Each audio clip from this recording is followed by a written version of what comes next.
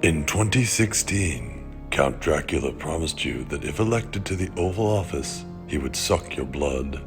And now, 4 years later, as your pale, wraith-like body lies sprawled across the ground, a sickly husk drained of vitality, Dracula is asking you once again to stretch out your neck, roll your open eyes back into your skull, and give him your vote this November.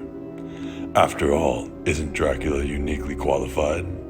He has over 500 years of high-level management experience, hordes of soulless undead, countless human blood slaves, swarms of bats, flesh-eating mists, and at least a few hideous ghouls have been under his employ since the Dark Ages. Some have even called him Master. Now that's respect, and a clear indication of the leadership this country needs.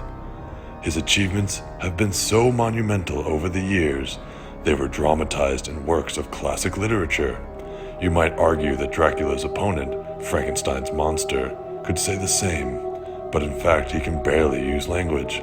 All we've ever heard from him is "Arrgh" or "Fire bad." Even Mary Shelley, his biographer, would tell you that Crooked Frankie is not well spoken enough to be fit for the presidency.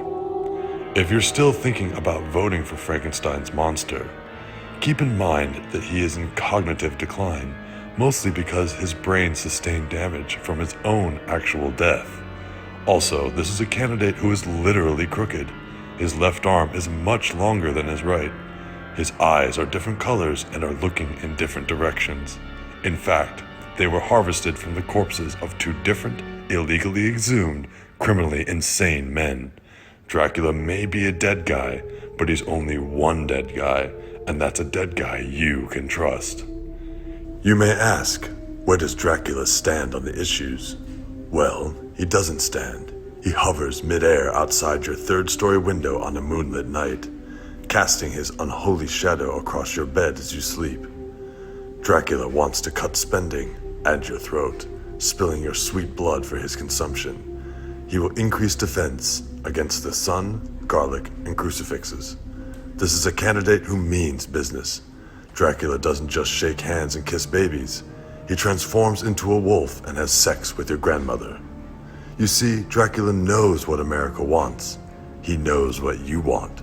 In fact, he has already entered your mind and begun to twist your soul toward eternal darkness. Dracula is the only choice.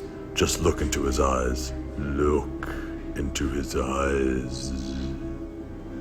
All the other candidates don't stand a chance. If you are voting for Wolfman, you are barking up the wrong tree. The Mummy is old news, very old. Let's face it, the creature from the Black Lagoon is covered in slime and smells like sewage.